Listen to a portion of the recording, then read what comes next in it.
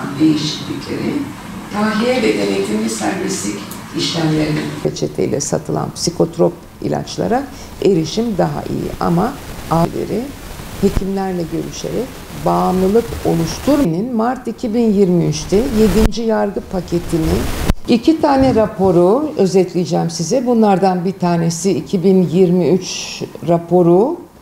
Ülkelerin genel olarak durumuyla ilgili ve sorunlarla ilgili bilgi içeriyor. İkincisi ise yine çok önemli bir rapor, o da öncüllerle ilgili. Yani yasa dışı maddelerin, bir başka deyişle sadece tıbbi ve bilimsel amaçlarla kullanılacak olan maddelerin sentezinde kullanılan doğal ya da yapay maddelerle ilgili nelerin olduğu dünyada ve geleceğe dair tehditlerin neler olduğunu da içeren bir rapor. Her yıl olduğu gibi, yani 61 yılından bu tarafa zorunlu olarak bu 2 raporu yayınlamak durumundayız. Bir de biliyorsunuz Birleşmiş Milletler'in Uyuşturucu ve Suç Ofisi, yani UNODC diye tanımlanan bir organı daha var. O organ da dünya raporları yayınlar, ancak onların herhangi bir sözleşmeye dayalı bir zarureti yok. Yani yayınlamasa da olur. Ancak biz her yıl mecburen bu 2 raporu yayınlıyoruz. Tabii bunun başka ekleri de var. Hepsini INCB, yani INCB, International Narcotics Control Board.org sitesinde bulabilirsiniz. Biliyorsunuz artık Google Translate ile zaten web sitesini olduğu gibi Türkçe okumak da mümkün. Dolayısıyla bir sürü bir bilgiye oradan erişmeniz mümkün. Her yıl olduğu gibi bu yılda raporun başlangıcında 10-15 sayfa uzunluğunda tematik bir bölüm var. Bu tematik bir bölüm bizim seçtiğimiz ve de önümüzdeki yıllarda problem oluşturacağını gördüğümüz konuyla ilgili bir bilgilendirme ve ardından da o sorunla ilgili ülkelere verdiğimiz tavsiyeler yer alıyor. Biz bu tavsiyelere uyulup uyulmadığını yakinen izlemekteyiz. Birinci bölüm, yani tematik bölüm, internetin uyuşturucu kaçakçılığı ve kullanımındaki rolüne odaklanıyor. Daha sonra da uluslararası uyuşturucu kontrol sisteminin işleyişini, yani ne ölçüde bu sözleşmelere uyulduğunu ve neler yapıldığını, 3. bölüm küresel sorunları bölgesel analizi içermekte ve neticesinde de tavsiyeler bölümümüz hükümetler başta gelmek üzere Birleşmiş Milletler'in değişik organlarına, farklı ulusal ve uluslararası sivil toplum örgütlerine ve de her bir ülkenin konuyla ilgili bakanlıklarının alabileceği önlemlere dair tavsiyelerimizi içeriyor ve iyi uygulama örneklerine de atıfta bulunuyor. Öncüller raporunda ise özellikle 1988 sözleşmesi, yani kaçakçılıkla mücadeleye dair sözleşmenin 12. maddesinin nasıl uygulandığına dair bilgileri içermekte ve orada da tematik bölüm yine var. Orada da çatışma bölgelerindeki karşılaşılan, yani iç savaş veyahut da ülkeler arası savaşların olduğu bölgelerde karşılaştığımız sorunları, yani uyuşturucu imal etmek için imal etmek için kullanılan ve yakalanan maddelerle ilgili bilgileri içermekte. Bunun ayrıntısına girmiyorum. İnternetin sosyal medyada dahil olmak üzere uyuşturucu kullanımındaki rolü size bu dağıtıldı zaten. Yani olarak bu sunumun çıktıları önünüzde, oradaki metinler. Fakat şu var ki sadece talebi arttıran bir unsur olarak görmüyoruz. Talebi azaltabilecek, yani bir fırsata da dönüştürmenin mümkün olduğunu görüyoruz. Bu arada yeri gelmişken Üsküdar Hastanesi'nin, Üsküdar Üniversitesi Tıp Fakültesi'nin geliştirmiş olduğu bazı mobil uygulamalar da, bağımlıların tedavisine yönelik mobil uygulamalar da yakın zamanda hayata geçecek. Bu konuda daha fazla bilgiyi şu anda maalesef aramızda bulunmayıp da tıp fakültesinde olan üniversitemizin kurucu rektörü Profesör Doktor Nevzat Tarhan'dan elde edebilirsiniz. Yani bağımlı tedavisinin internet sayesinde aslında nasıl yapılabileceği konusunda kendisi talep azaltma, yani önleme yönünde de sizi bilgilendirir. Uluslararası kontroldeki maddelerin başında tabii ki ağrı kesiciler geliyor. Ağrı tedavisi için ekilen haşhaştan elde edilen afyonun ve oradan da tabii ki elde edilen morfinin ve buradan elde edilen pek çok ağrı kesicinin çok büyük önemi var.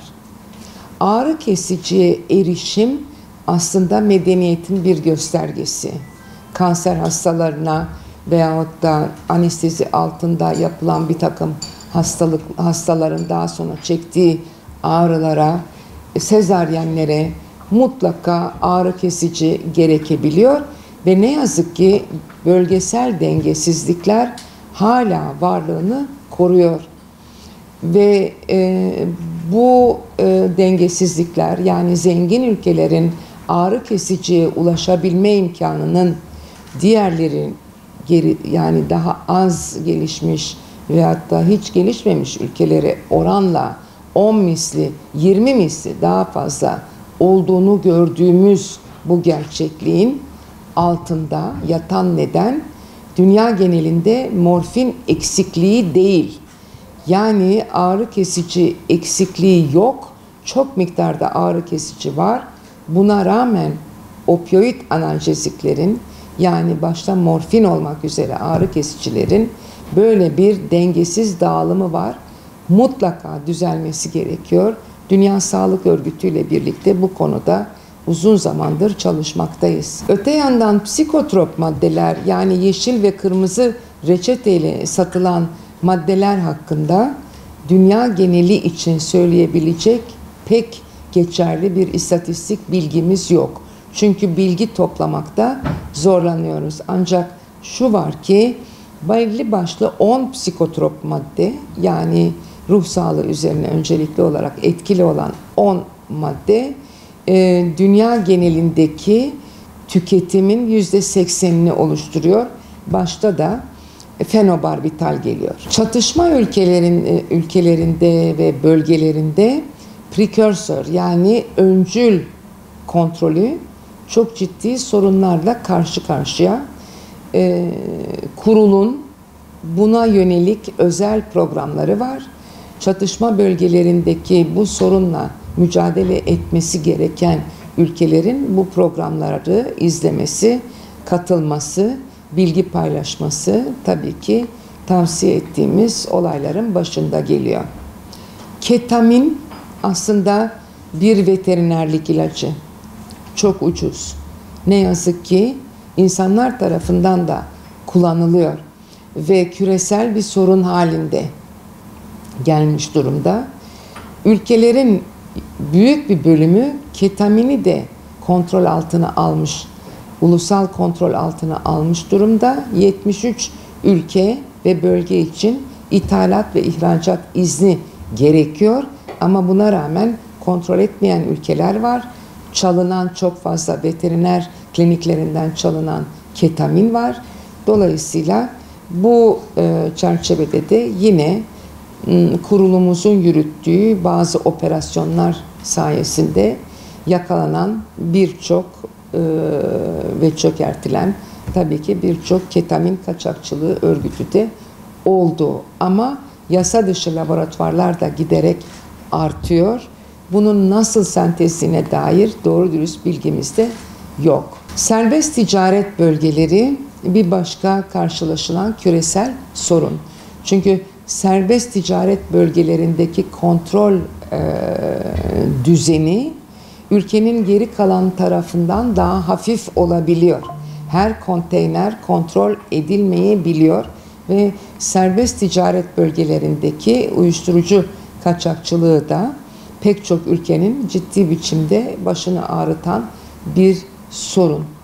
Halbuki serbest ticaret bölgesinde de her ülkenin içindeki kontrolün aynısını orada da yapabilir. Buna yetkisi var.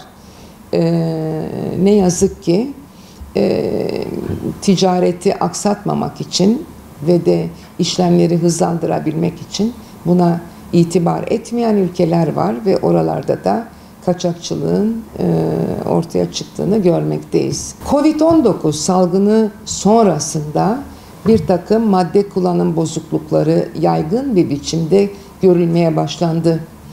Ve daha sonra tedavi standartlarına göre buna uyacak şekilde kanıta dayalı modern tedavi yöntemlerini de herkesin uygulamasını tavsiye ediyoruz. Bu konuda devletlerin gönüllü kanıta dayalı tedaviyi toplumun geniş kesimlerine servis olarak vermesi gerekiyor. Maalesef zorunlu tedavi tesisleri var. Yani insanları zorla tedaviye alan ülkeler var. Bunların kapatılmasını tavsiye ediyoruz. Ve hapis cezası yerine alternatiflerin uygulanmasını da tabii ki önermekteyiz. Bazı ülkelerde uyuşturucu kullananların idam edildiğini, hatta sokaklarda infaz edildiğini görmekteyiz. Bütün bunlar elbette hem insan haklarına hem belli başlı bu 3 sözleşmeye tamamen aykırı olan davranışlardır. Bazı uyuşturucu imalatı sırasında, özellikle kokainin ya da metamfetaminin imalatı sırasında çevreye çok büyük zarar veriliyor. Bu yüzden bir yandan ormansızlaştırma, yani tarım alanları elde etmek için ağaçların kesilmesi, diğer yandan nehirlerin ve toprağın, tabii ki denizlerin zehirli maddelerle kirlenmesi, hayvan ve insanların bu bitkileri yiyen veya bu suyu içenlerin zehirlenmesi gibi çok ciddi sorunlar var. Çevreyle uyuşturucu imalatı arasında tabii ki doğrudan zararlı etkileri de görmeye başladık. Buradan sonraki bölümde kıta kıta sorunlarla sizleri yormak istemiyorum. Önce Afrika, sonra Amerika ve Karayipler, sonra Kuzey Amerika, yani Amerika Birleşik Devletleri, Kanada, Meksika gibi ülkelerde karşılaşılan büyük sorunlar, Güney Amerika'da olan Amazon havzasındaki uyuşturucu üretimi ve bu kaçakçılığı yürüten örgütlerin sadece uyuşturucu belli başlı olarak da koka bitkisinden kokain eldesinin yanı sıra yasa dışı madencilik, tomrukçuluk ve yaban hayatı kaçakçılığına da yönelerek gelirlerine gelir kattıklarını görüyoruz. Yerli halklar için bunlar çok büyük bir risk. Öte yandan rüşvet, haraç, dolandırıcılık, kara para aklama ve tabii cinayetlerin de Güney Amerika'da daha önceki yıllara göre çok yükseldiğini görüyoruz. Bu aşamadan sonra Doğu ve Güneydoğu Asya, Güney Asya, Batı Asya gibi öncelikli olarak Afganistan olmak üzere tabii ki Türkiye'nin de dahil olduğu Batı Asya bölgesi genel olarak burada değerlendirdim. Sonra Avrupa, giderek artan madde kullanımı tabii Avrupa'da, rekor seviyede yakalanan, eşi benzeri görülmemiş miktarda yakalanan kokain mesela geçtiğimiz yıl öne çıkan ve demin söylediğim ketamin de öne çıkan sorunların karşısında Okyanusya'da bazı devletlerin üye olmadığını söyledim. Bazı ada devletçikleri bu sözleşmelere üye değiller ama yakıt tedariki için oraya inen ve kalkan uçaklar olduğunu biliyoruz ve yetmiyormuş gibi artık bu ada ülke toplulukları da Palua mesela, Kiribati filan gibi belki duydunuz belki duymadınız böyle küçük devletçikler var. Onların da halkları uyuşturucu bağımlısı oluyor. Yani sadece transit değil artık bir hedef ülke haline de gelmiş durumdalar. Bu raporun, yani dünya raporunun son bölümünde de değişik tavsiyeler sıralanmış durumda. Ve hemen arkasından da gördüğünüz gibi ekranda da öncüller, yani precursörler raporumuz var. Burada da kokain öncülerinin giderek daha fazla yakalandığını ve ölümcül bir madde olan ve Amerika Birleşik Devletleri'ni kasıp kavuran fentanil adlı maddenin sentezinde kullanılanları görmektesiniz. İlginç olan, eroin öncülü olan asetik asit anhidrit yakalamaları da azalıyor. Çünkü artık eroini başka bir öncül kullanarak sentezliyorlar. Yani ne kadar çok bir şey yakalarsanız tabii onun yerine bir alternatif hemen idame edilmeye başlanıyor. O nedenle kurul olası, henüz kullanılmasa bile yakın bir gelecekte kullanılacağı muhakkak olan bazı kimyasalları da denetlenen listeler içerisine alıyor, tavsiye kararı veriyor. Onu Uyuşturucu Madde Komisyonu denen, UMK denen ve de bütün dünya ülkelerinin neredeyse devamlı takip ettiği, Türkiye'nin de tabii yapılan toplantılardan sonra da listelere daimi olarak giriyor. Listeye girmek demek, ticaretinin, yani alım satımının kontrol edilmesi gerekir. Bu kontrolde bir yıl önceden neye ne kadar ihtiyacınız olduğunu bildirmekle ancak mümkün. O bildirimi yaptıktan sonra ancak ithal edilebiliyor. Veyahut da o bildirimden sonra elinizdeki stokları bildiriyorsunuz, satabiliyorsunuz. Ve bunların hepsi, bu ticari alışveriş, kaça alıp kaça satmış, nereye satmış, hepsi elbette ticari sır. Fakat kurulun serverlerinde tutulan bir bilgi, yakinen bunları takip ediyoruz. Tabii ki bu arayı da yeri gelmişken Interpol'le, Europol'le ve her türlü uluslararası güvenlik birimleriyle, yani örneğin Gümrük Birliği'yle sürekli işbirliği içinde olduğumuzu ve bilgi paylaştığımızı, eş zamanlı olarak veri paylaştığımızı da söylemek isterim. Değişik programlar var. Değişik ülkeler tarafından desteklenen projelerimiz var. Tabii bunlar milyon dolar seviyesinde projeler. O projelerde çalışan, çok farklı proje dönemi için çalışan kişiler var.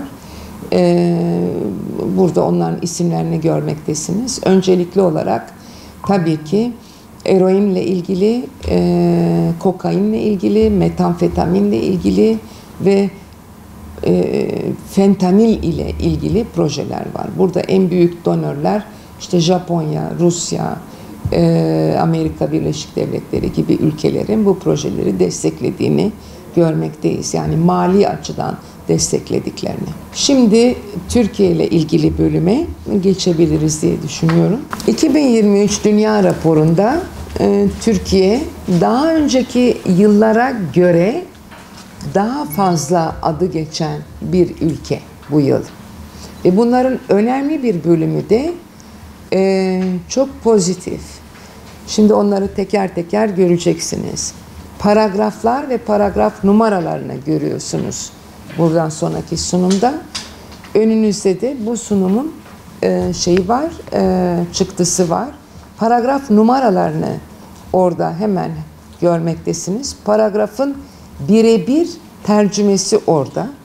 Onun üzerine tabii daha sonra konuşabiliriz her biri için. Ama bunlar raporun içerisinde Türkiye ile ilgili olarak yer alan bilgiler.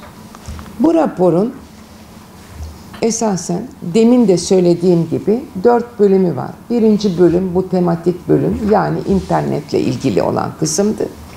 İkinci ve üçüncü bölümde doğrudan doğruya Türkiye ile ilgili girdiler var. İkinci bölüm sistemin nasıl işlediğini, yani ülkelerin bu sözleşmelere ne ölçüde uyduğunu özetleyen bir bölüm. Üçüncü bölüm ise küresel durum analizi, yani kıta kıta, az önce isimlerini saydığım kıtalarla ilgili bölüm. Türkiye'nin ilk geçtiği paragrafta Opiyat ham maddelerinin arz ve talebiyle ilgili olan bölüm burası. Türkiye'nin elinde çok miktarda morfin var. Stok çok yüksek. Neredeyse dünyada en fazla morfin stoku bulunduran ülke. 82 ton morfin eşdeğeri ham ürün stoklarımızda bulunuyor. Bu yüzden haşhaş ekim alanlarını azaltmasını tavsiye etmiştik. Çünkü bir ülkenin elinde çok miktarda bir tek maddeden stok olursa onun kaçağa kayma ihtimali giderek artar. Yani denetleme, gözetleme, gözetim olasılığı giderek azalır. Bu konuyu geçtiğimiz yıllarda da yine basın toplantılarında belirtmiştim. Nitekim Türkiye 45.123 hektar olan 2018'deki ekim alanını giderek düşürmüş ve 26.979 tona indirmiştir. Hektara indirmiştir. Burada amaç elindeki morfin stoklarını eritmesidir.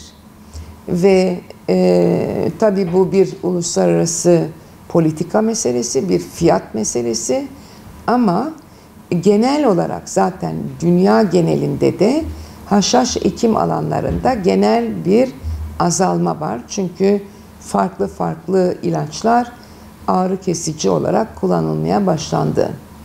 Bununla birlikte Hindistan ve İspanya daha fazla haşhaş ekti bu yıl. 2 projemiz var. Turizm ve Cohesion projesi. Türkiye bu projelerin içerisinde yer alan kokain ve eroinin yasa dışı imalatını hedefleyen bu imalatla ilgili güvenlik birimleri arasında öncelikli olarak işbirliğini tabii ki sağlayan bizim aracılığımızla olan değişik birliktelikler var. Bunlardan bu 2 projede de Türkiye uzun yıllardır görev yapmakta, çalışmakta, ülkeleri görmektesiniz. Çok miktarda eroinle başı derde giren yahut da işte kaçakçılığı, kokain ve eroin kaçakçılığı ile suçlanan bir takım ülkelerin Kolombiya gibi görmektesiniz, Meksika'yı görmektesiniz. Interpol'ün uyuşturucu maddelerle mücadele eden ve para kaynakları veren, destek veren UNODC ve Dünya Gümrük Birliği ile Interamerikan yani Kuzey-Güney Amerika'daki bütün ülkelerin bir arada olduğu bir bir proje bu ve Türkiye 2003'ten beri bu projenin içerisinde. Böylelikle tabii ki güvenlik elemanlarımızın yeni teknolojilerden, yeni zula yöntemlerinden, son sorunlardan, inceleme yöntemlerinden, kontrol yöntemlerinden zamanında diğer ülkelerle birlikte haberdar olması gibi bir ayrıcalığı da oluyor. Bölgesel işbirliklerinde Türkiye her zaman elinden geleni yapmakta. Nitekim İstanbul'da toplanan yine bir başka projemizin geçtiğimiz Kasım 2022'deki bir çalıştayda da yine Türkiye vardı ve burada da sorun Afganistan ve onun komşu ülkelerine lojistik hizmeti veren yani taşımacılık hizmeti veren gerek hava yolu gerek karayoluyla destek veren ülkelerin bu sektörlerini bir araya getirerek ortak mücadele konuları tartışıldı bu çalıştayda ve 42 hükümetin temsilcisi İstanbul'da buluştular. Sağ tarafta da bunun açılış konuşmasını görmektesiniz. Kurulun GRIDS programının yani bu eroin ve kokainle mücadele için ama başlıca eroinle mücadele için Afganistan'a taşımacılık yapanların ya da komşu ülkelere yapanların programının başında bir Japon vatandaşı olan Fumio Ito var. Bizim kurulumuzun bu projesinin başında onun açılış konuşmasını görmektesiniz. Türkiye ne yazık ki Kaptagon söz konusu olduğunda gündeme adı gelen bir ülke. Bu bölgede sahte kaptagonların kaçakçılığı çok ciddi bir sorun olmayı sürdürüyor. Kaptagon içinde bir tarihte bir uyarıcı olan fenetilin maddesi bulunan bir müstahzar ilaçtı. Yani imalatta olan değişik hastalıkların tedavisinde kullanılan bir ilaçtı. Ancak çok ciddi bir biçimde kötüye kullanımını öncelikli olarak da Körfez ülkelerinde kötüye kullanımı görüldükten sonra bu fabrika, Çek Cumhuriyeti'ndeki bu fabrika imalatını kesti. Ama bir takım yasa dışı örgütler aynen Kaptagon'a benzeyen tabletleri ama içerisinde tabii ki fenetilin olmayan, çünkü fenetilin ilaç olarak kullanılan çok pahalı bir madde, onun yerine metamfetamin ya da diğer amfetamin türevlerini koyarak bir uyarıcı elde ediyorlar. Fiyatı çok ucuz olan bu bölge, siyasi istikrarsızlık bu bölgede, bu madde ucuz olduğu için özellikle de siyasi istikrarsızlıklarda ve süregelen bölge içi çatışmalarda kolayca kaçırılıyor ve kolayca dağıtılıyor çok ucuz olduğu için. Ve geçtiğimiz yıla göre 2 kat artan bir yakalama görüyoruz. Bir başka bölgesel işbirliği yine kurulumuz tarafından yürütülen knockout operasyonu, yani ketaminle mücadele için yürüttüğümüz bir operasyonlar dizisine Türkiye'de katıldı. Bölge ülkeleri arasında Lübnan, Katar, Birleşik Arap Emirlikleri ve biz vardık. Posta, ekspres posta ve kurye servisleriyle ketamin nasıl dağıtılıyor ve nasıl önlenecek, hangi maddeler ayrıca bunun imalatına paralel olarak kaçakçılığı yapılıyor, bu bilgi paylaşımı ve öncelikli olarak da istihbarat paylaşımını yaptılar. Türkiye kurulun yürütmekte olduğu eğitim ve öğretim programlarına her yıl personel gönderiyor ve buna katılıyor. Ve nitekim en son Batı Asya'da, yani bu bölgede yer alan 14 ülkeden, ki Türkiye'den de tabii, 38 narkotik memuru bir araya gelerek hem bilgi paylaştılar hem de yeni kaçakçılık yöntemlerini gördüler. Başka ülkelerle olan işbirliğini güçlendirdiler.